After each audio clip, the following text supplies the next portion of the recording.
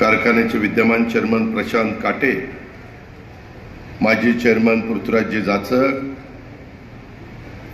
ज्यांच्याबरोबर मी पहिल्यांदा संचालक म्हणून काम करण्याची संधी मिळाली ते आमचे गुणवडीचे विश्वनाथ बुवा गावडे, शिवाजीराव निंबाळकर, अमोल पाटील, छत्रपती सहकारी साखर कारखान्याचे उपस्थित असणारे सर्व विद्यमान संचालक बोर्ड, माजी चेअरमन सोमेश्वरचे राजवर्धन शिंदे, बँकेचे पीडीसीसीचे संचालक संभाजी होळकर, बारामती बँकेचे चेअरमन सचिन सातव, भूविकास बँकेचे माजी चेअरमन मुरलीकाका निंबाळकर,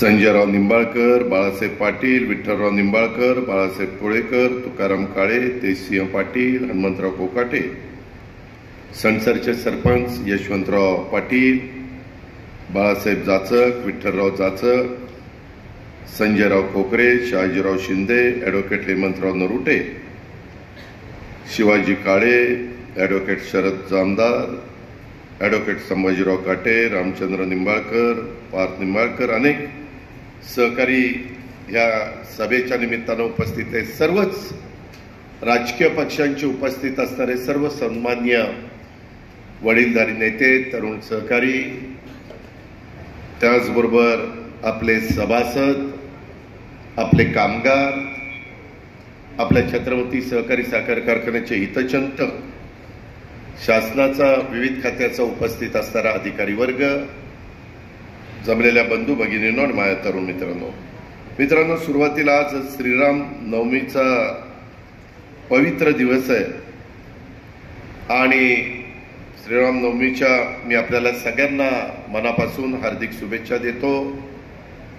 खऱ्या अर्थाने रामराज्य आपल्या महाराष्ट्रामध्ये, शिवशाहू फुले आंबेडकरांच्या महाराष्ट्रामध्ये अस्तित्वात यावं अशा प्रकारचे एक अपेक्षा व्यक्त करतो. माझ्या आधी पृथ्वीराज बापूंनी आणि दत्ता मामांनी काही मतं मांडली. कदाचित तुम्हाला देखील अनेकांना आपले आपले विचार मांडायचे असतील.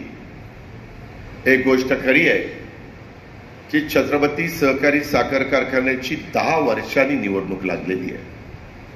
मागे देखील मला आठवतंय, मी 1984 साली, माझं त्यावेळेस लग्न देखील झालेलं नव्हतं आणि मी त्यावेळेस सोनगाव गटातनं मी, दत्तू पाटील आणि चोपडे भाऊ आज आपल्यात हयात नाही आहेत, मी त्यांना भावपूर्ण श्रद्धांजली अर्पण करतो, परंतु आम्ही तिघं त्या गटातनं निवडून आलेलो होतो.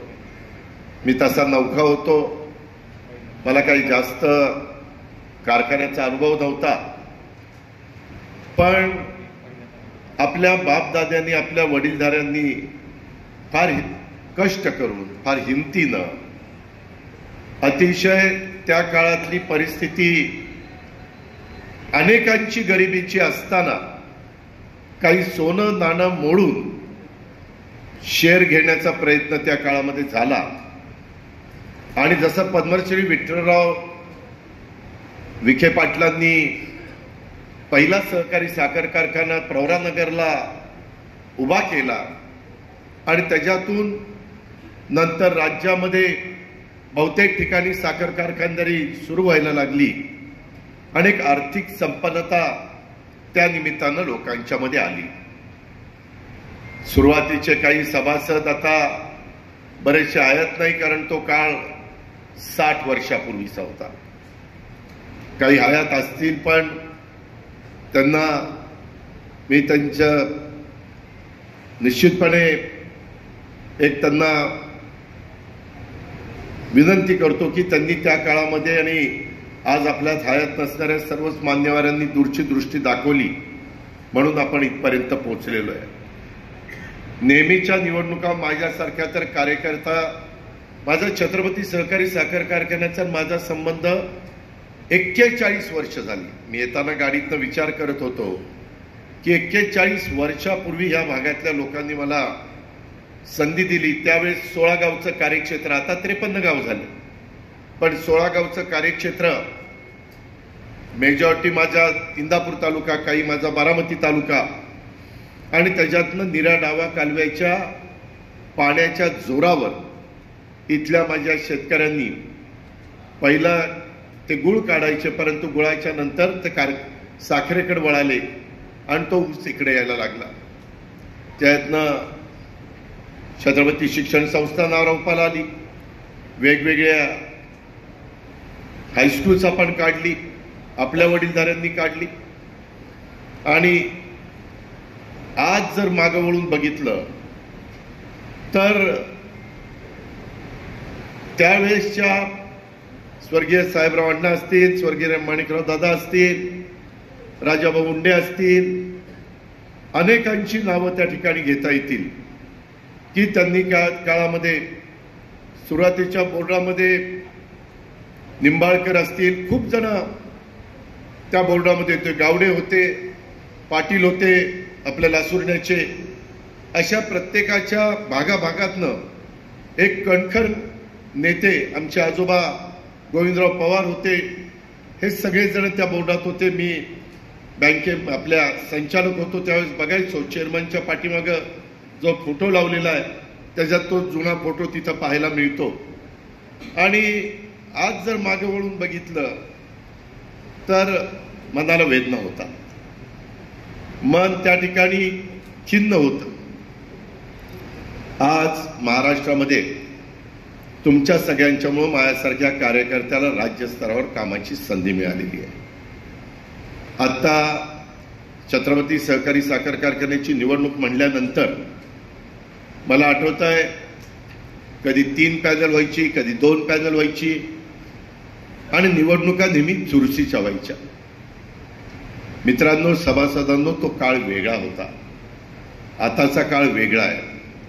आपण सभासदांनी, जसं तुम्ही पण आहात, मी पण आहे, आज सभासद 22,782 पात्र सभासद आहे, 324 ब वर्गाचे सभासद आहे आणि 53 गावातनं येतात. पण आजूबाजूला जर बघितलं राज्यामध्ये तर ऊसाची सहकारी साखर कारखानदारी ही अतिशय अडचणीत चाललेली आहे. काही ठराविक कारखाने उत्तम आहेत, माळेगाव कारखाना, सोमेश्वर कारखाना, तिकडं गाडग्यांचा कारखाना, कागलचा कारखाना, सारे पाटलांचा म्हणजे आता त्यांचे गणपतराव पाटील, त्यांचे चिरंजीव तो कारखाना, दत्त शिरोळ तो कारखाना असेल, कल्लाप्पा दादा आवाड्यांचा. परवाच मी तिथं एका कार्यक्रमाला गेलो होतो आणि मला पहिल्यापासून सुरुवात माझी राजकीय जीवनाला, सामाजिक जीवनाला साखर कारखान्यातनं झालेले असल्यामुळं मला थोडंसं 4 ठिकाणी गेल्यावर चौकशी करण्याची सवय. परंतु आपल्या पुणे जिल्ह्यात बोलायचं तर झालं तर भीमाशंकर सहकारी साखर कारखाना चांगला चाललेला आहे दिलीपराव वळसे पाटलांच्या नेतृत्वाखाली. पण बाकीचे कारखाने, मी कुणाची टीका टिप्पणी करत नाही, आपण घरात बसलेलो आहे. आपला सगळ्यांचा प्रपंच त्या साखर कारखान्यावर आहे. उद्याच्याला मी नेहमी महाराष्ट्रात सांगतो की बाबांनो, खासदारकी, आमदारकी, जिल्हा परिषद, तालुका पंचायत, नगरपालिका, महानगरपालिका ह्यामध्ये लोक थोडेसे वेगळ्या विचाराचे निवडून गेले तर विकास कामावर परिणाम होतो. पण तुमच्या माझं आर्थिक नाडी ज्याच्याशी जोडली गेलेली आहे, तो साखर कारखाना असेल, तो तुमचा माझा दूध संघ असेल, खरेदी विक्री संघ असेल, ह्या संस्था या डायरेक्ट विशेषतः दूध संघाची आणि आपल्या साखर कारखाना हा तिथं योग्य पद्धतीनं मॅनेजमेंट झाली नाही तर त्याची जबरदस्त किंमत सभासदांना मोजावी लागते. आणि नेमकं ते ह्या 10 वर्षाच्या काळामध्ये घडले. मागं माननीय स्वर्गीय घोलपसाहेबांच्या नेतृत्वाखाली 84ला विश्वनाथ बुवा गावडे, पोपटराव निंबाळकर, विठ्ठलराव निंबाळकर, शिवाजीराव गोविंदराव पाटील अशा अनेक जण, आमचे पंढरा ताबा काटे, आमचे भरणे भाऊ, असे अनेक जण आम्ही लोक निवडून आलेलो होतो. मी नौकवतो तात्याराम बापू शिंदे, खूप जणांची नावं घेता येतील. परंतु त्या काळामध्ये घोलपसाहेबांची कामाची पद्धत मी भवानीनगरच्या सभासदांना सांगण्याचं कारण नाही. ते त्यांचा शेती उत्तम करायचे, ते त्यांच्या संस्था उत्तम चालवायचे, ते बँकेचे अनेक वर्ष तुमचे प्रतिनिधी होते, तिथंही त्यांनी चांगल्या पद्धतीनं काम केलं. बँकेचे चेअरमन पण ते झाले. ज्यावेळेस तुम्ही आमदार केलं त्यावेळेस आमदारकी पण त्यांनी चांगली भूषवली. साखर कारखान्यामध्ये देखील माझ्या माहितीप्रमाणे 11 वर्ष त्यांनी चेअरमनशिप, कमी जास्त असेल पण बरेच वर्ष चेअरमनशिप त्यांनी केली. तेही त्यांनी चांगल्या पद्धतीचं काम केलं. आणि एकंदरीतच साहेबराव अण्णा असतील, माणिकराव दादा असतील, अप्पासाहेब पवार असतील, अशा अनेक मान्यवरांची नावं त्याच्यामध्ये घेता येतील की त्यांनी त्यांच्या कारकिर्दीमध्ये, घोलपसाहेब असतील, नंतर पृथ्वीराज बाप्पू असतील, दत्तामामा असेल, अशा अनेकांच्या बाबतीमध्ये त्यांच्या कारकिर्दीमध्ये आपल्याला भाव महाराष्ट्रामध्ये विचार करता बरा मिळत होता, चांगला मिळत होता. पण यावेळेस जर विचार केला तर यंदाचंच वर्ष घ्या, महाराष्ट्रामध्ये यंदा फार कमी ऊस होता. साखर कारखाने अतिशय कमी काळ चालले, त्याचा फटका सगळ्यांनाच बसला. माननीय पंतप्रधान नरेंद्र मोदी आणि अमित शाह साहेबांनी एक juice to ethanol, B heavy to ethanol, C heavy to ethanol अशी पॉलिसी आणली. सी हेवी टू इथेनॉल जुनी पॉलिसी.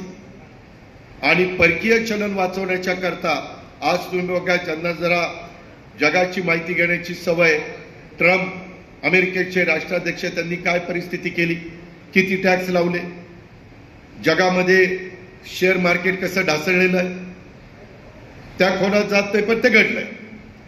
आणि हे होत असताना आपल्याला इतकं प्रचंड इंधन लागतं, डिझेल, पेट्रोल, हे तिकडनं आपण आयात करतो कच्चा तेल, आणि इथं त्या ठिकाणी पक्क करून तुम्हाला देण्याचा प्रयत्न करतो.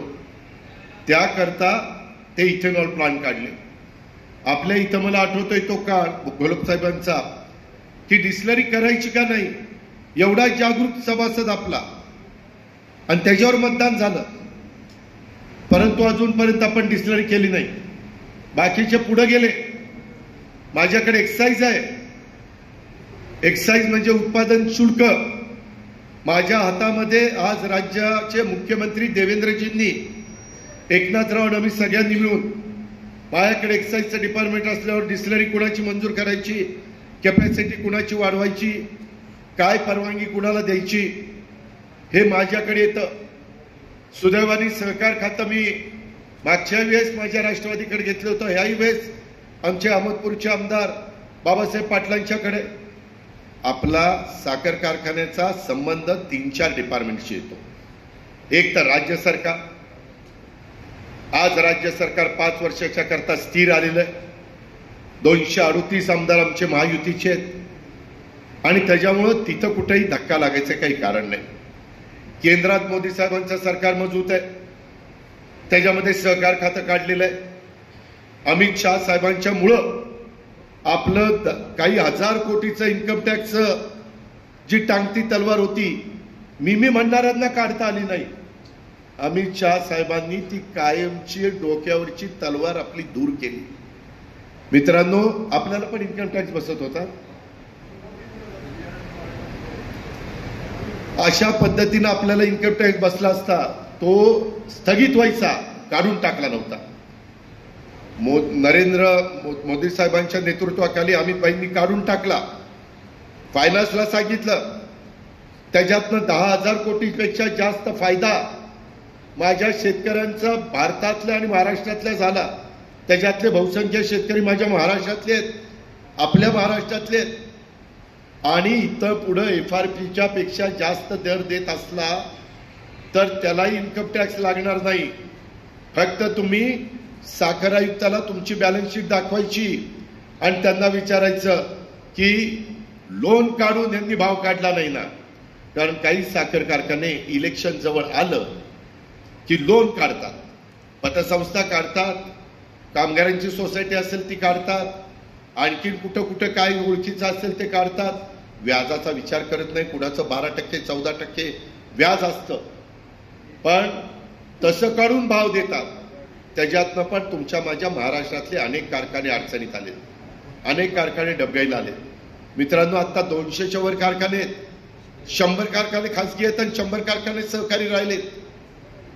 अजूनही काही सहकारी साखर कारखाने आचके देत आहेत. सलाईन लावलंय, सलाईन काढलं की संपलं. ती अवस्था आपल्या छत्रपती सहकारी साखर कारखान्याची झालेली आहे. म्हणून मी समजून सांगायला आलोय, माझा पण 4,000 माझ्या परिवाराचा 4,000 मेट्रिक टन ऊस जातो. मी पण यंदा 28 लाख रुपये कमी घेतलेले आहेत. 728. माळेगाव आणि सोमेश्वरचा भाव हा किती आहे? 500, 600, 700 रुपये फरक. मी कितीदा तरी बोलून दाखवायचो. माझा व्याप वाढलेला आहे, नाहीतर मी बोर्डात असतो ना स्वतःसारखंच सरळ केलं असतं एकेकाला. पण मला तेवढा वेळ नाहीये. मी आज तुमच्या राज्याचा 7,20,00,000 कोटीचा अर्थसंकल्प सादर केला. तो सादर करताना 1.5 महिना मी बारामतीला येऊ शकलो नाही, कारण ज्या पद्धतीनं एकंदरीत परिस्थिती आमच्या समोर आली ती पुन्हा पूर्वपदावर आणायची, आर्थिक शिस्त लावायची. देवेंद्रजींचं मनापासून तिथं साथ आहे. एकनाथराव सहकार्य करताय, कारण आज एक उत्तम राज्य म्हणून महाराष्ट्राकडे बघितलं जातं. आणि असं असताना आपल्या भागातल्या संस्था मागच्या वेळेस आम्हीच घसे कोरडे केले, द्या निवडून, भाव चांगला देऊ, द्या निवडून, चांगल्या पद्धतीनं नोकर भरती करू. काय झालं 10 वर्षात? त्या नोकर भरतीचं तर रोज वाटोळ करून टाकलं. त्यामध्ये तुम्ही डायरेक्टर झाला, अरे भरताना नीट भरा ना. त्याच्यामध्ये असं कुठं असतं का महाराष्ट्रात? मी तर बघितलं नाही. आता आम्ही पण विलासराव देशमुख मुख्यमंत्री असताना त्यांनी एक कॅबिनेटला निर्णय घेतला की इथून पुढे महाराष्ट्रात एकही साखर कारखाना सहकारी तत्वावरचा कारखाना द्यायचा नाही. आम्ही विलासरावांना म्हटलं असं करू नका. ते म्हणले आता जेवढी साखर पाहिजे तेवढी झाली, ज्याला काढायचं त्यांनी खाजगी काढा. आणि तेव्हापासून खाजगी कारखान्याचं पेव फुटलं. आणि ते खाजगी कारखाने काढत असताना त्यांना स्वतःचा इतका अधिकार असतो, इथं काही खरेदी करायची साखर आयुक्ताला विचारा, सहकार विभागाची परवानगी घ्या, ते बोर्डाची संपूर्ण परवानगी घ्या, अमुक करा तमुक करा. तसं खाजगीमध्ये होत नाही. खाजगीमध्ये ते ठरवतील ते मान्य करत, म्हणजे मान्यच असतं. ह्यामध्ये एकंदरीतच या 10 वर्षात मला वाटतं पहिल्यांदा अविनाश गोलक मुख्य हे होते ना चेअरमन, नाही पहिलं हे पॅनल निवडून आलेला कोण होतं? आम्ही मागं होता का? अरे होता ना 7-8 ला. ओके. त्यावेळेस बाळासाहेब चेअरमन केलं, गोलप साहेबांचे चिरंजीव म्हणून. त्यावेळेस नंतर मला म्हणले की दादा काही मला जमत नाही, तुम्ही मला मोकळं करा. मग आम्ही प्रदीप निंबाळकरांना केलं.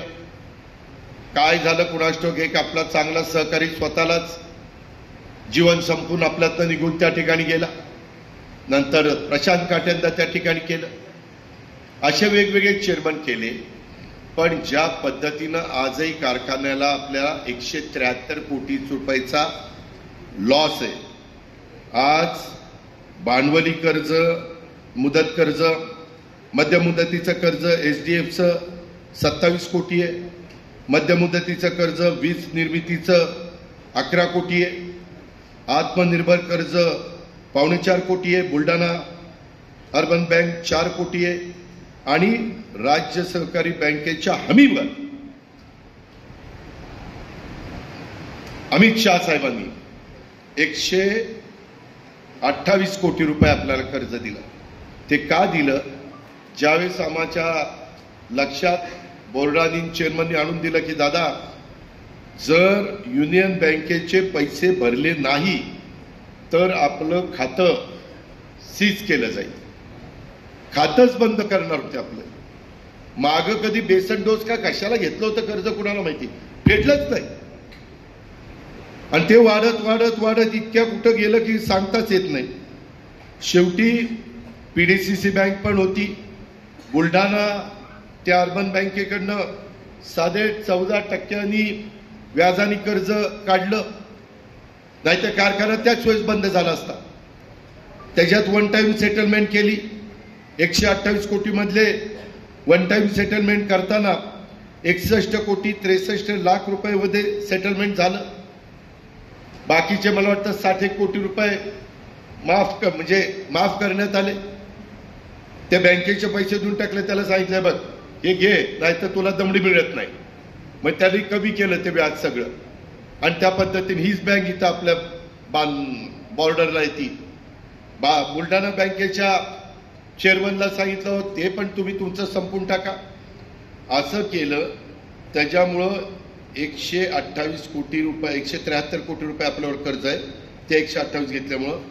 मित्रांनो, यंदा क्रशिंग इतकं कमी झालं आपलं, ते झालं 590 6 लाख. आजूबाजूच्या कारखान्यांनी घास एवढे मोठे केलेत की तालुक्यातल्या खाजगी कारखान्याचा घास झालाय 24,000 मेट्रिक टन पर डे आणि आपला आहे 7,800.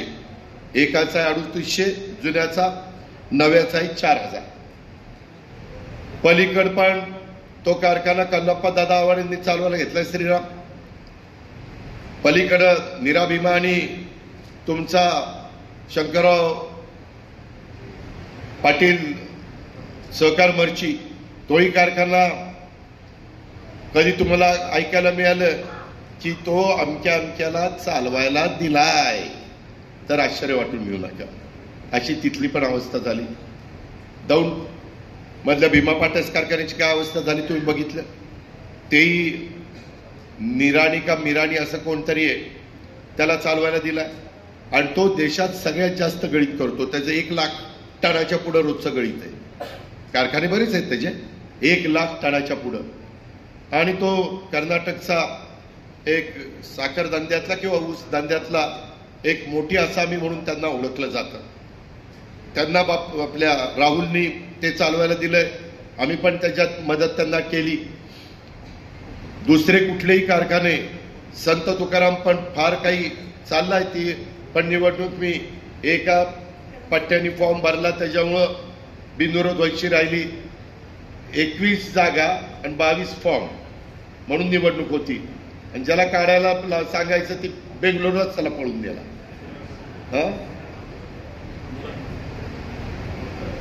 अनुराध नाही, संत तुकाराम आत्ता चालूच आहे.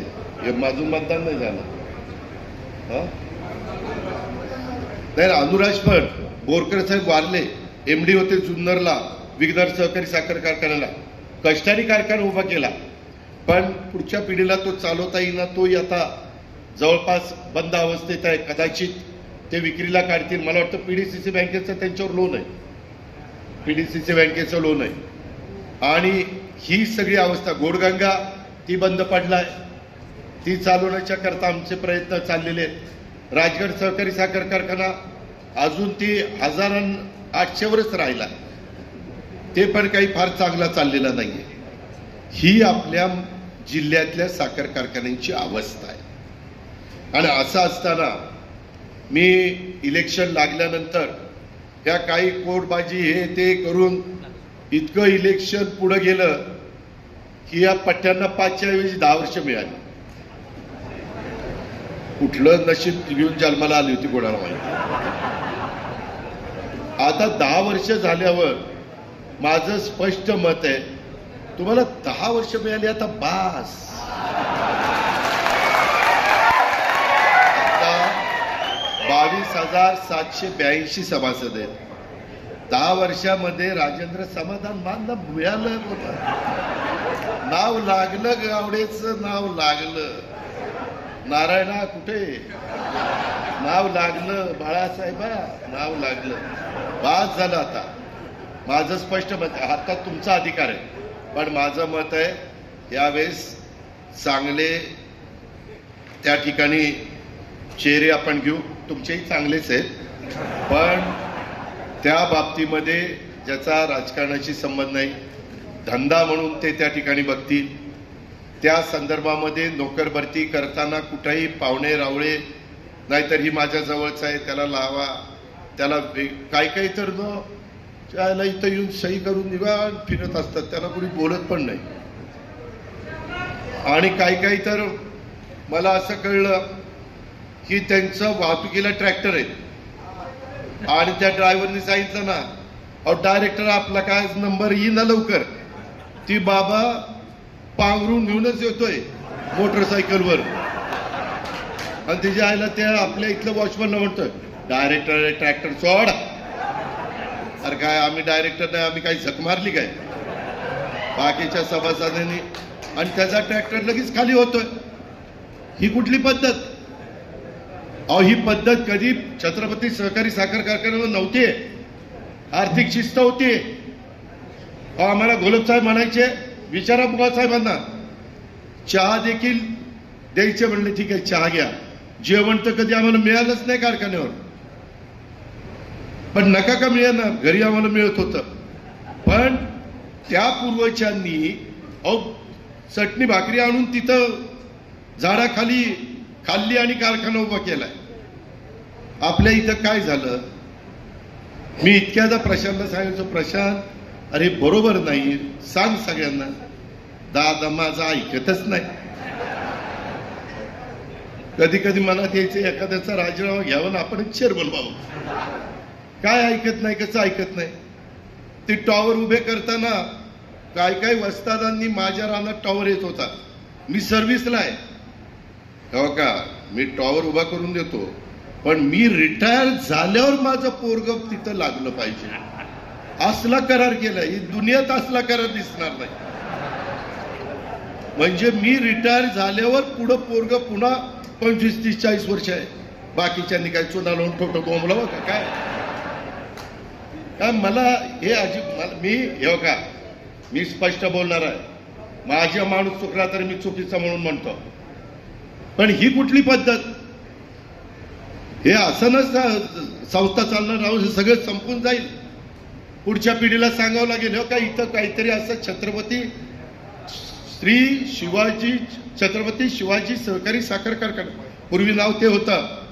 आम्हीच बोलत असताना साहेब तुम्हाला आठवत असेल त्यांना आदेश आले की शिवाजी नाव काढा, शिवाजी वापरायचं नाही, म्हणून आपण छत्रपती सहकारी साखर कारखाना केला.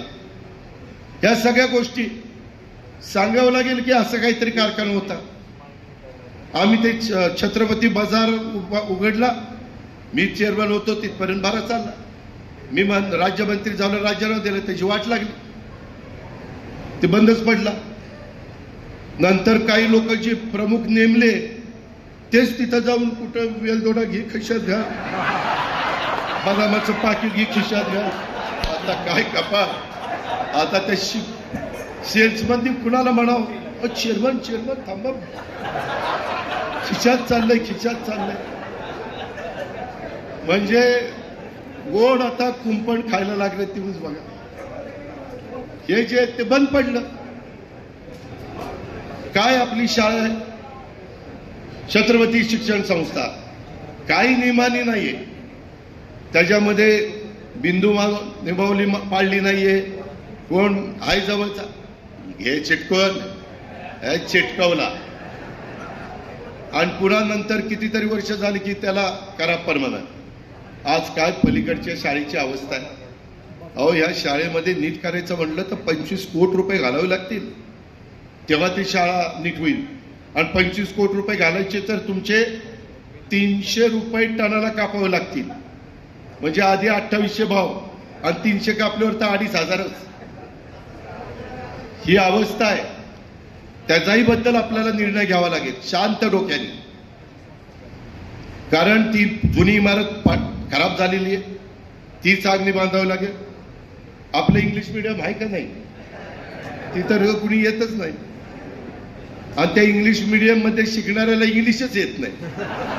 असलं आपलं इंग्लिश मीडियम. कारण बरेच जण माझ्या पिंपळीला येतात काय विद्या प्रतिष्ठानला, किंवा आमचं ते बांधणवाडीचं काय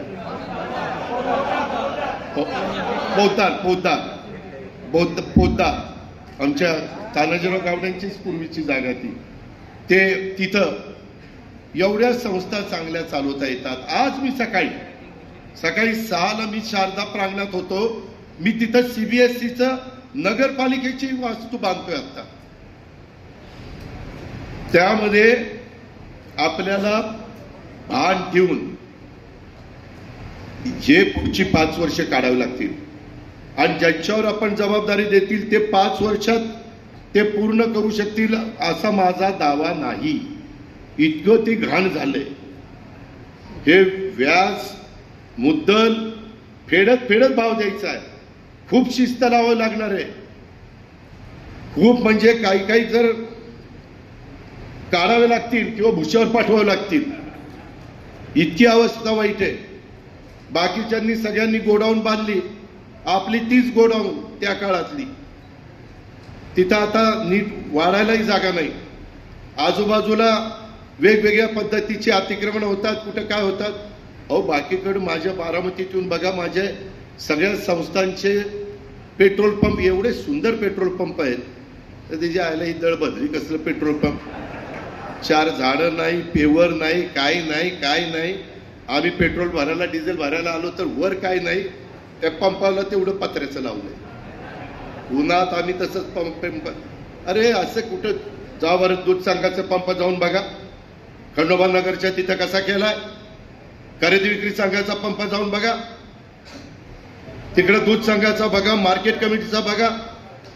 करायचं म्हणलं तर करता येतं, पण ते करायची राजकीय इच्छाशक्ती पाहिजे. तिथं काम करणाऱ्याला नाही. मला विश्वस्त म्हणून निवडून दिलंय लोकांनी, 22,000 सभासदांनी. मला काम केलं पाहिजे अशा प्रकारची भावना नको मला डायरेक्टरच्या. त्यांनी तसं काम करायला नको. अरे नंतर पण लोकांनी सांगितलं पाहिजे नाही राव, ही यांच्या डायरेक्टर पदाच्या कारकिर्दीत खरंच भाव पण मिळाला आणि काम पण चोख झालं. ही तर आपलं तिथलं शॉपिंग सेंटर कधी पडल सांगता येत नाही. फार बद झालंय त्याचं. इथलं झालंय की नाही. तिथं तर नक्की कुणी गाळा घेतला होता, त्यांनी पुन्हा कुणाला विकला, त्यांनी कुणाला विकला, त्यांनी कुणाला विकला. 4-4दा ट्रान्झॅक्शन झाली त्याच्यात. म्हणजे पैसे तेच कमवतायत. मालकी आहे आमच्या आपल्या छत्रपती कारखान्याची. काय म्हणजे कशाला मागूसच नाहीये. मला इतकं बऱ्याचदा वाईट वाटतं की बाबा काय आपण चूक केली आणि हे असं झालं. आणि तिकडं मात्र कारखान्याचा माळेगावनी 1187 रिकव्हरी आणि गळीत 11,70,000. पेमेंट आता दिले 3,132. आणि उद्याच्याला पुढं जूनच्या नंतर किंवा जुलैमध्ये खोडकी मिळणार आणि दिवाळीलाही पेमेंट मिळणार. माझ्या मते 3,500 पर्यंत पोहोचतील. अंदाजे 3,400 ते 3,500. तीच गोष्ट राजवर्धन तुमच्या कारखान्याची 3,173 आतापर्यंत दिले. आणि अजून चांगल्या पद्धतीनं भाव मिळेल. कारण ॲव्हरेज साखर विक्री मी काल बघितली, चांगली आहे. म्हणजे आपण अंदाज धरला त्यापेक्षा चांगली आहे 31 मार्चची. ही परिस्थिती आहे बाबांनो. म्हणजे गुणवडी डोर्लेवाडीमध्ये दोन्ही बाजूचे सभासद आहेत तुमच्याकडं. तिकडं ऊस घातला की त्याला भाव 3400-3500, इकडं घातला की 2800. पाण्याला तेवढाच खर्च, बेण्याला तेवढाच खर्च, दाबायला बेणं तेवढाच खर्च. तरी आम्ही ते वीज बिल माफ केले म्हणून बरं 3, 5, 7.5 ते माफ केलं तरी आम्हाला तिजोरीतनं 18,000 कोटी रुपये भरावे लागतात तुमचे महाराष्ट्राचे. 18,000 कोटी रुपये मी दरवर्षी देवेंद्रजी, मी आणि एकनाथराव त्या महावितरणला भरतोय. ही परिस्थिती आहे. आणि त्याच्यामुळं मी बरेच दिवस चर्चा करत होतो. अनेकदा चर्चा करायचो. बापूंना म्हणायचो, बापू हे काहीतरी आपल्याला दुरुस्त करावं लागेल. पण बापू होय होय म्हणायचे. आणि बापू दुसऱ्यांदा मोठ्या नेत्यांना भेटले की पुन्हा गाडी बिघडायची. तिच्या आईला अरे आता शेवटी हे आपलं सर्वस्व आहे रे. मी काय उद्या माझा सोमेश्वरला किंवा माळेगावला घाली, पण लोक काय म्हणतील जे आयला ही स्वतःच तिकडे घालतोय आणि आम्हाला इकडे घालतोय मातीत, त्याच्यामुळे मी पण इकडे घालतोय. पण आता आपल्याला मनाचा मोठेपणा दाखवून काहींना वाईट वाटेल माझं ऐकल्यानंतर, पण तसं कठोर निर्णय घेतल्याशिवाय गत्यंतर नाही. आम्ही गोलब साहेबांना इतकी मनापासून साथ दिली, इतक्या वयामध्ये अंतर. आता विठ्ठलराव पण इथं बसलेत, पोपटराव त्या बोर्डामध्ये होते, पण कुठेही आम्ही काही नाही. खेळीमेळीच्या वातावरणात मिटिंग व्हायच्या. काय बघा ह्यांच्या वेळेस, गोलब साहेबांच्या वेळेस तशा पद्धतीनं इथं त्या ठिकाणी झालं नाही. एकदा माझ्या मनात आलं की बापूंना म्हणलं तुम्हीच प्रत्येक मिटिंगला जात जावा. ते काही दिवस गेले, जी बापूला काय केलं कोणाला माहिती. बापू म्हणले नको, मला त्या कारखान्यातच जायला नको. म्हणजे मी आज देखील, मी जरी तुमचा 11 वेळेला अर्थसंकल्प सादर केलेला असेल, आज माझ्यापेक्षा जास्त वेळा फक्त शेषराव वानखेडेंनी केलाय, तरी देखील अजून कुणाला नवीन माणसाला जर एखादं चांगल्या प्रकारचं ज्ञान अर्थव्यवस्थेचं असेल तर आम्ही त्याचा सल्ला घेतो. काय म्हणणं आहे बाबा, काय केलं पाहिजे, कारण आपल्याला सगळी कुठं अक्कल आहे. माझ्यापेक्षा नवीन पिढीला चांगली अक्कल असू शकते. तसं सगळ्यांनी, आता आम्ही AI आणतो, आर्टिफिशियल इंटेलिजन्स म्हणजे कृत्रिम बुद्धिमत्ता, 500 कोटी रुपये यंदा तरतूद केली. त्याच्यामध्ये टनेज वाढवायचं आहे, त्याच्यामध्ये खताचं प्रमाण कमी करायचं आहे, पाण्याचं प्रमाण कमी करायचं आहे. ती टेक्नॉलॉजी आली, ती आपण कृषी विज्ञान केंद्रामध्ये यशस्वी करून दाखवली. त्याच्याबद्दल आता आमचं पुढच्या सगळ्या गोष्टी चालू आहेत.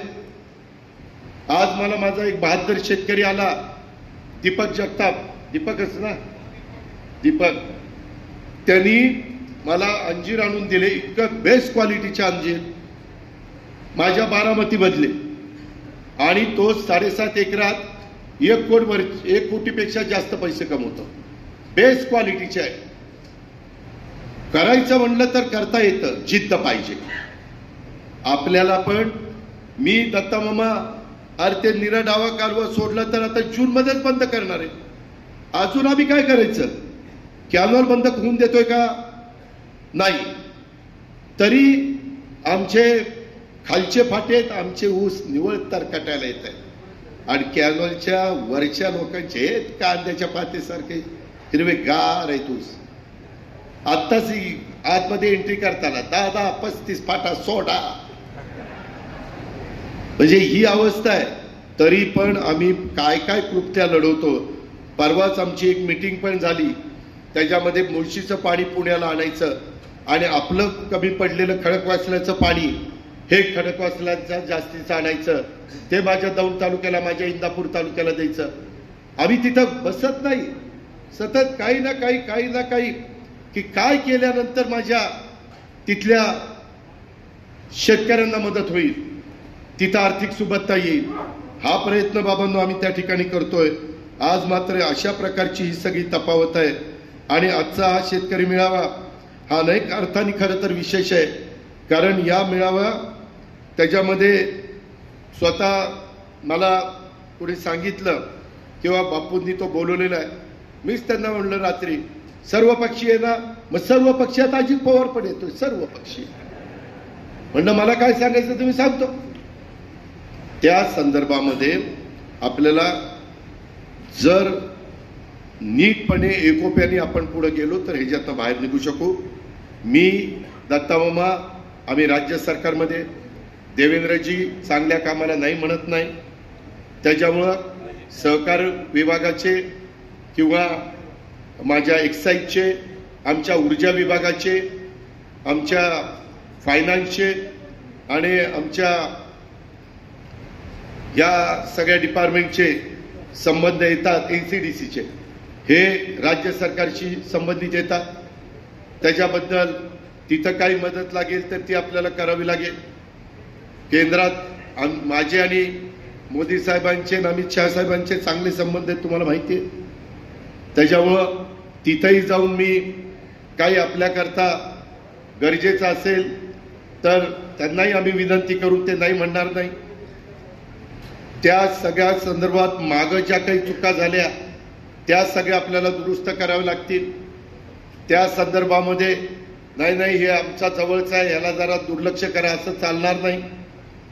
आता परवा देखील, काल का परवाचीच गोष्ट, त्या बारामतीमध्ये मला क्लिप आली कालच, परवा दिवशी कुठली, कालच, आणि ते एक दोन मोटरसायकलवर 4 जण आले आणि एक जण बसले होते असे काहीतरी सीसीटीव्ही कॅमेऱ्यात दिसतंय, आणि ते उतरले आणि त्यांनी काल का परवा, आणि त्यांनी जे त्याला बेदम मारल्यावर आपण मुख्या प्राण्यालाही मारताना दादा विचार करतो, ही बेल्टने असा फोडत होता त्याला, ती लोळत होता, ही लाथा घालत होते, चौघांनी पण बेदम बेदम बेदम मारलं. अरे मला काही कळतच नाही, तुम्ही कायदा कसं काय हातात घेता? तुम्हाला कोणी कायदा हातात घ्यायला सांगितलं? मला ज्यावेळेस क्लिप आली त्यावेळेस मग मी डिपार्टमेंटला काय बोलायचं ते बोललो. म्हणलं आता यांना मकोकाच लावा, पण लगेच मकोका लावता येत नाही, काहीतरी 3, 4, 5 केसेस व्हाव्या लागतात. म्हणलं ही कुठली पद्धत? आणि मग रात्री मी पोलिसांना सांगितलं होतं मी आल्यावर मला ब्रीफिंग करा. ते ब्रीफिंग केलं. ते म्हणले मागं 5 वर्ष कधीतरी भांडणं झाली होती, ती तिथं उकरलं. मग कुठली आहेत तर म्हणले लासुरण्याची. अरे म्हणलं ही लासुरण्याची येऊन बरी बारामतीला ढोपटून काढायला लागली.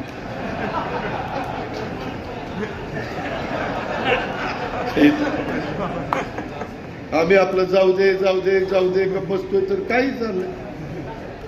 हे असं चालणार नाही. त्याच्या संदर्भामध्ये ते गरीब आहे, अमुक आहे तमुक आहे, ती बेल्ट कसा मारत होते, कशाचा गरीब आहे, लाथा बुक्या मारतोय गरीब आहे. कुठलं काय संचारलं होतं त्या चौघांच्या अंगात कुणाला माहिती. हे असलं चालणार नाही. आपल्याला पण फार नियमाने करावं लागेल. उद्याच्याला बोर्ड करत असताना ज्यांचे ट्रॅक्टर कारखान्यावर वाहतुकीला आहेत अशांनी फॉर्म भरू नका. तुम्हाला धंदा करायचा ना तोडणी वाहतुकीचा, धंदा करा, पण तुम्ही धंदा करणार आणि शिवाय तोडणी वाहतुकीच्या निमित्तानं पुन्हा तिथं येऊन म्हणणार. नाही म्हटलं तरी त्या चिटबॉयवर प्रेशर येतच. हे मला चांगला फळ दे, जरा लांबचं मला रस्त्याचा दे ना, तिकडं कुठं टाकलंय? होय साहेब रस्त्याचा घ्या. मग ती पुढाचं लांबनं कसं किलोमीटर दाखवायचं काय सगळी, अरे बापरे बापरे बापरे. काय तर ऊसाचं टनेज काढण्यापेक्षा ह्याच्यातनं कसं त्यांचं डोकं चालतं, तीच डोकं जरा टनेज वाढवायला घाला ना तिथं. हे असल्या गोष्टी होता कामा नये. त्यांची प्रतिमा तिथं चांगली असली पाहिजे.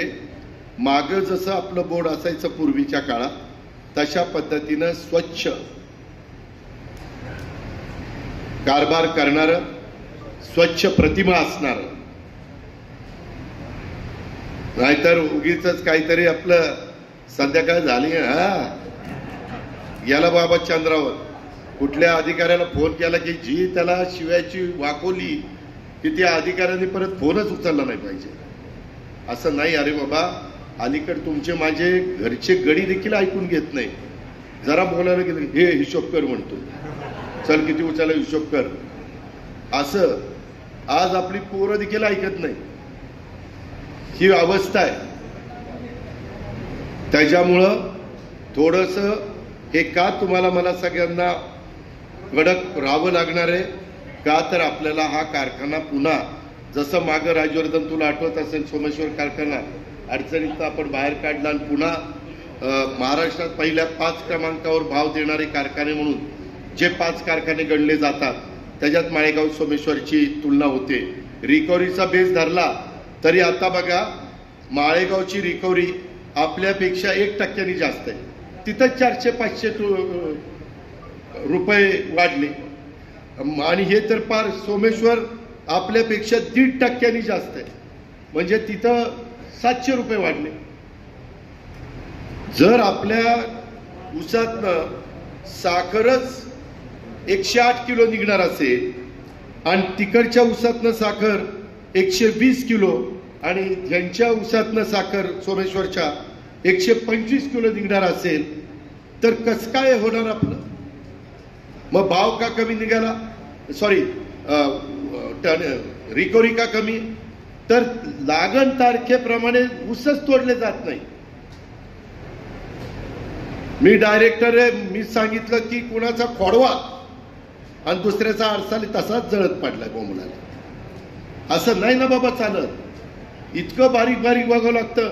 अहो, आपला तर सगळ्यात जास्त गाडीचा बैलगाडीचा ऊस आपल्या छत्रपती कारखान्याला जास्त आहे.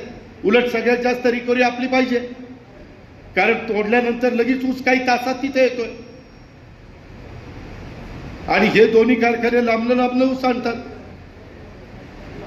ही अवस्था आहे. आणि आता आपलं साधारण मी प्रशांतला विचारत होतो, आपला सभासदाचा 8 लाख मेट्रिक टन ऊस आहे. आला किती? 4,20,000. बाकीचा सगळा बाहेर गेला. मग कुणी माळेगावला घातला, कुणी इतर कारखान्यांना घातला.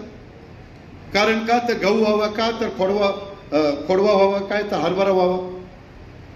अरे पण त्याच्यामुळं भाव कमी पडतोय. त्याचं काय? माळेगाव सोमेश्वरला बाहेर ऊस घालत नाही म्हणजे सभासद पण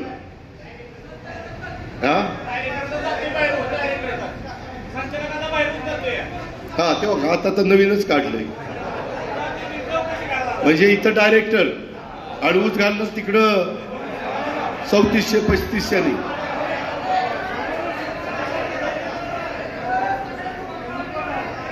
याला ज्या डायरेक्टरनी केलं त्याला जनाची नाही मानाची काहीतरी थोडीशी.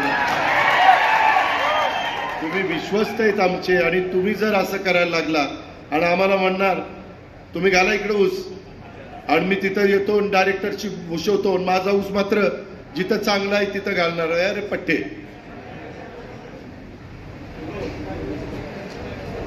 ट्रॅक्टरचे बोगस करा.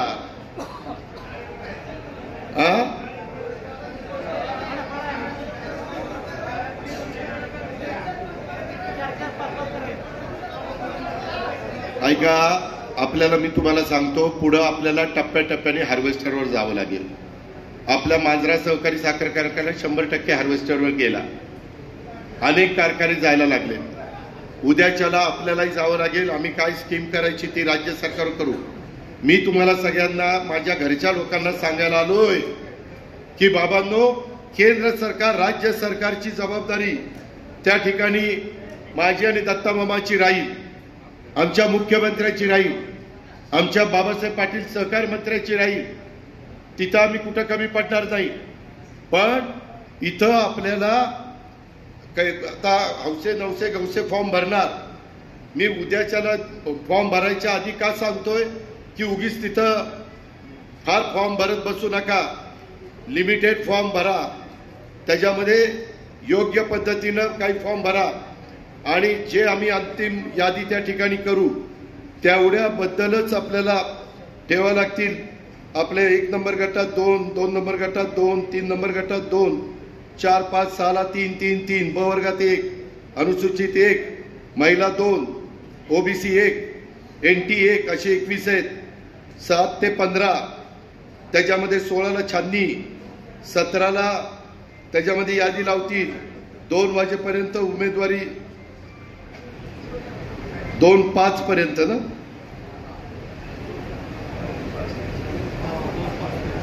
फॉर्म मागं घ्यायचा.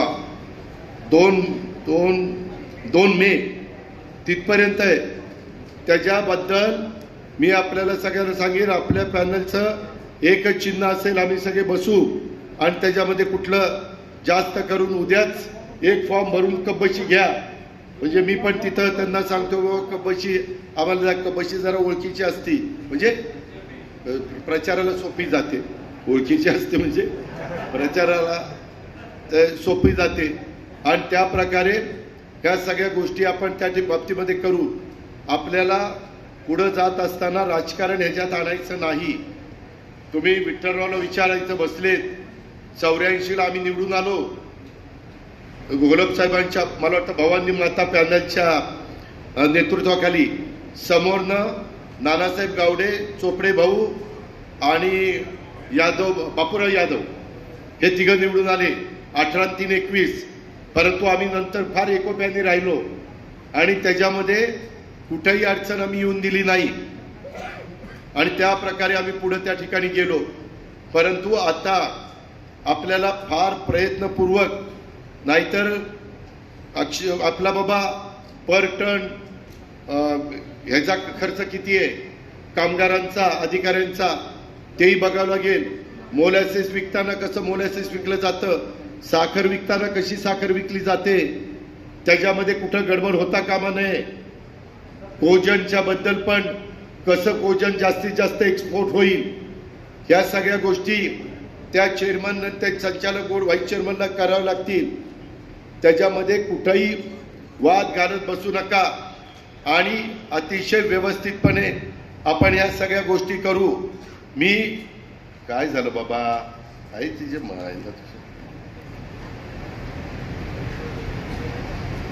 मी करून देतो, मला जर आता लगेच सांगता येणार नाही, पण मी लक्ष घालतो.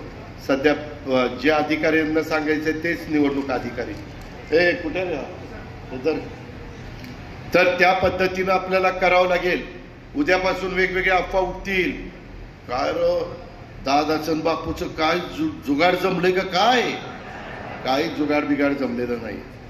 हे आपलं पूर्वजांचं वैभव आपल्याला पुन्हा पूर्वीचे दिवस आणायचे म्हणून करतोय. बाकी वैयक्तिक इंटरेस्ट काही आमचा नाही. कारखान्याच्या निवडणुकीवर आमच्या राजकीय निवडणुकीचा काही तसा अर्थार्थी संबंध नसतो. कितीतरी लोकांच्याकडे साखर कारखाने तरी निवडून आमदारकीला, खासदारकीला येत नाही, ही परिस्थिती. त्याच्यामुळं आपल्याला आपला धंदा बघायचा, आपल्याला आपला प्रपंच बघायचा, आपलं सगळं मुलाबाळांचं.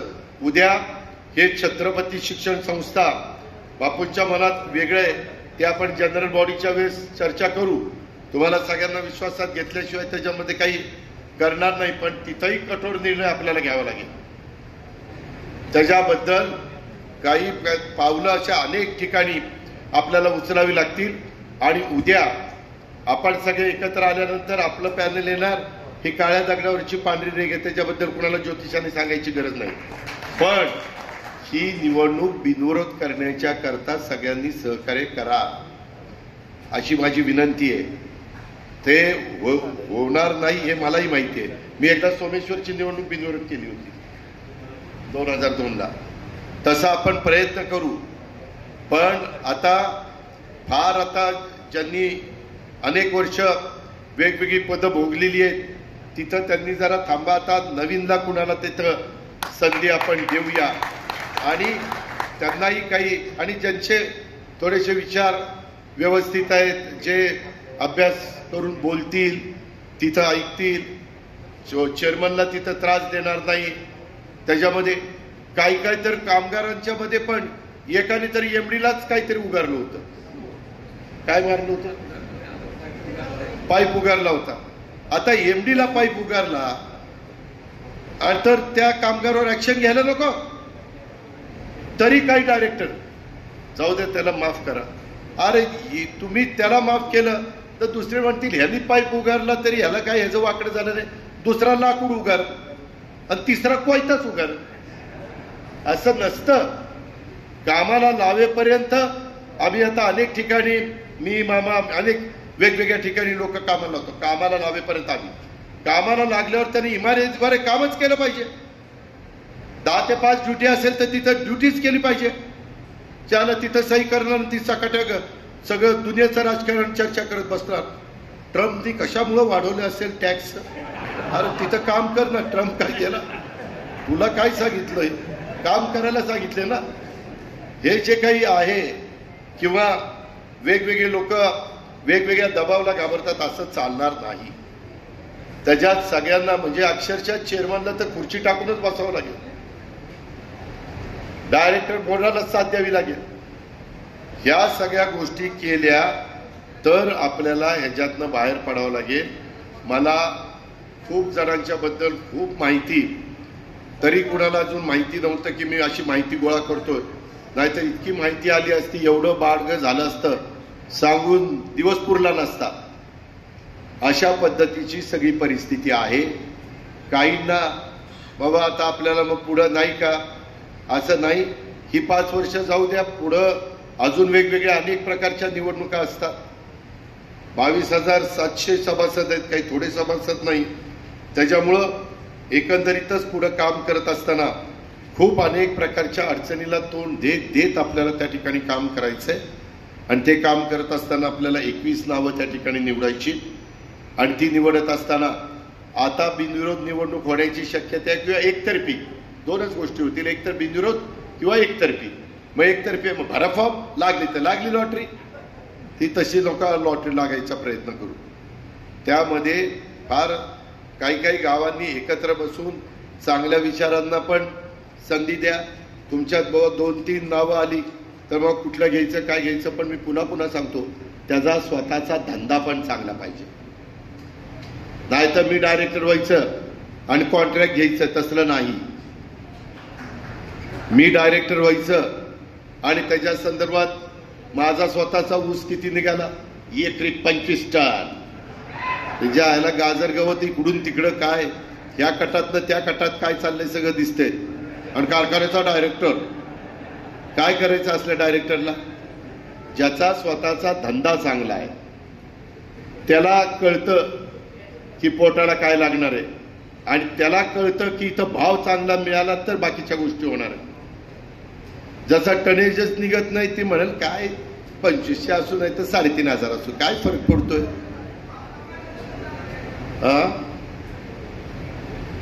ह्या पद्धतीनं आपल्याला सगळ्या गोष्टी कराव्या लागतील. आणि मी त्या संदर्भामध्ये बापूंना सांगितलं की बापू मी अनेक वेगवेगळ्या लोकांची, मी दत्तामामाशी पण चर्चा केली, अनेकांशीच केली. दत्तामामा मी ह्याला बसलो होतो देवगिरीला परवा मंगळवारी. मी प्रशांतची पण चर्चा केली. प्रशांत म्हणला दादा मला काही गोष्टी सांगायच्या. म्हणलं कधी सांगतोस, म्हणलं मला वेळ पाहिजे. मग त्याला खास काल पुण्याला बोलवलं.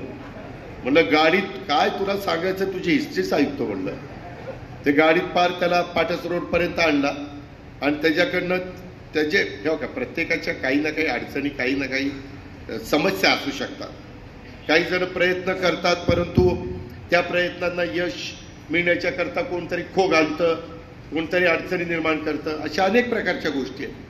आणि त्याच्यामुळे ह्या सगळ्याचा विचार करून आम्ही म्हणजे मी तर ह्या निर्णयाप्रत आलो की उद्याच्याला आपल्याला ह्या कारखान्याच्या संदर्भामध्ये मी स्वतः ठरवलेलं आहे 5 वर्षाच्या करता पृथ्वीराज बापू जाचकांनी याचं नेतृत्व त्या ठिकाणी करायचं. त्याच्या संदर्भात त्यांना कुठं अडचण येईल तिथं त्यांनी मला दत्तामामा आमच्या कानावर घालायचं.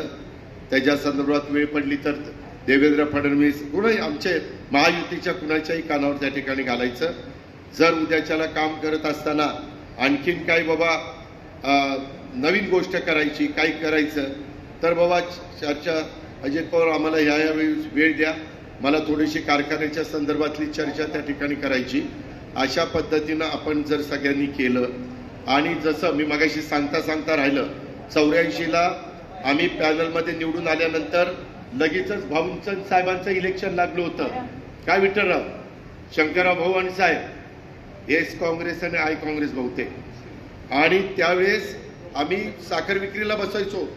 जोडे बाहेर काढले की गौरव साहेब सांगायचे आपले जोडे बाहेर आहेत, आता राजकीय जोडे बाहेर, आता कारखान्याचे येईल. आणि मग आतमध्ये बसून आम्ही कारखान्याच्या बद्दलची चर्चा करायचो. ती निवडणूक आम्ही केली ना, लगेचच 6 महिन्याच्या आतच झाली होती. तशा पद्धतीनं आपल्याला ते ठिकाणी काम करावं लागणार आहे. त्याच्यात कुठल्याही परिस्थितीमध्ये हे बाहेर, मी काल बापूंना पण सांगितलं, त्यांच्या तोंडावर सांगतो की हे 5 वर्षांनी तुम्हाला माळेगाव सोमेश्वरच्या बरोबरीनं येण्याच्या करता, काल तर मी त्यांना म्हणलं की इथले केस गेले, आता इथलेही केस जातील सगळे, विचार म्हणलो की नाही. हे साधं गणित नाही. तुम्ही राजीव गांधींचं घ्या, राजीव गांधी प्राईम मिनिस्टर झाले त्यावेळेसचे त्यांचे फोटो बघा आणि शेवटच्या 5 वर्षातले फोटो बघा. हे भयानक जिकिरीचं काम असतं, अडचणीचं काम असतं. कुठला निर्णय घेतला योग्य झाला तर सगळे बरोबर झालं, आम्हीच जबाबदारी दिली म्हणून बरोबर केलं, अयोग्य झालं, ह्याला कळत नव्हतं का रे, त्याला ह्याच्याकरता केलं का? म्हणजे वर म्हणतात ना चोराच्या उलट्या बोंबा, तसलं असतं. त्याच्यामुळं खूप त्याला अडचणी येत असतात. त्याच्यामुळं आपल्याला सगळ्यांना मिळून त्यांना, आणि जे त्यांच्या सकट 21 ते सोडून 20 लोक आपण निवडू, त्या संदर्भामध्ये मी पुन्हा सांगतो, त्यांची प्रतिमा स्वच्छ पाहिजे. त्यांची जनमानसामध्ये त्यांना लोकांनी म्हणलं पाहिजे बाबा योग्य माणूस निवडला. आता ही 21ची टीम आमचा कारखाना 100% अडचणीतनं बाहेर काढतील, हा विश्वास पण ते पॅनलचे उमेदवार बघितल्यानंतर लोकांना वाटला पाहिजे. याच गोष्टीची चर्चा बापू आपली झाली. कारखान्याच्या मध्ये 21 लोक निवडताना सगळ्या शेतकऱ्यांना पण किंवा ही लोक योग्य आहेत आणि यांनाच दिलं पाहिजे, हे चांगलं काम करतील या प्रकारे. नाहीतर उगीच पुन्हा ते चेअरमनला यांनी पाय खेचायचे त्यांनी पाय खेचायचे, भांडणं त्या चव्हाट्यावर येतात, मग बातम्या, मग ब्रेकिंग न्यूज, मग काय ते कुणी बातमी सांगितली की काय म्हणतात, कसल्यामुळे बातमी, सूत्र सूत्रांच्याकडनं कळलं. अरे कुठलं सूत्र, तिथं कुत्र इनान सूत्र कुठं आलंय. आणि त्याच्यामुळं आपल्याला मी खरं तुम्हाला सांगतो, आज आपल्यात पहिल्या पॅनलचं एकही जण हयात नाही ना, आता मूळ पॅनलचं एकही हयात नाही ना. पूर्वीचे जे आपलं पॅनल होतं, जे संचालक बोर्ड होतं, ते वरनं ते बघतायत, त्यांना निश्चितपणे वाईट वाटलं असेल की हे काय, आम्ही जे वैभव उभं केलं ते हे दिवस बघायला उभं केलेलं नव्हतं, असं ते वरनं बघून सांगत असतील. ते आपल्याला दुरुस्त करायचं आहे. त्याकरता हे सगळं बाकीचं राजकारण, कुणी लोकसभेचं काम केलं, कुणी विधानसभेचं काम केलं, कुठल्या गावाने काय केलं, हे मी पण मनात आणणार नाही, दत्तामामा पण आणणार नाही, आम्ही कुणीच आणणार नाही, तुम्ही पण आणू नका. आपल्याला पहिल्यांदा सोमेश्वर माळेगावच्या बरोबरीनं भाव द्यायचं, हे आपलं टार्गेट त्या ठिकाणी ठेवू. आम्ही उद्याच्याला आव्हान करून कदाचित आपल्याला ठेवी गोळा कराव्या लागतील. त्या ठेवी गोळा करण्याच्या बद्दल पण काल आमची थोडीशी चर्चा झाली, किंवा त्याला सहकार खात्याकडनं काही परवानगी वगैरे देता येईल का, ती पण देण्याच्या बद्दलचा मी प्रयत्न करीन. मी माझ्या हातात माझ्या अखत्यारीत जे ते करायला माझ्यात सगळी ताकद मी पणाला लावीन. मी अजिबात त्याच्यात हायगाय करणार नाही. पण तुमचे पण सहकार्य त्या संदर्भामध्ये मनापासून त्या ठिकाणी मिळालं पाहिजे. कारण आपण सगळे युगपुरुष छत्रपती शिवाजी महाराजांचं नाव घेऊन आपण वाटचाल करतोय, आणि हा कारखाना छत्रपती शिवाजी महाराजांच्या नावाचा आहे. जरी छत्रपती नाव असलं तरी त्याच्या मागचा हेतू महाराजांच्याच नावाचा आहे, आणि ते विचार आपल्याला कायम प्रेरणादायी ठरणार आहेत. आणि त्याकरता त्यांच्या नावाला साजेसा भाव माझ्या 53 गावातल्या ऊस उत्पादक शेतकऱ्यांना त्या ठिकाणी मिळाला पाहिजे. साखर उद्योग आज अडचणीत नाही. आज साखरेचे भाव वर खाली होत आहेत. इथेनॉलचे दर आम्हाला वाढवून घ्यायचे. कोजनच्या बद्दल मी मागं ₹1.5 युनिटला, तुम्हाला ₹1.5 मिळाला का रे?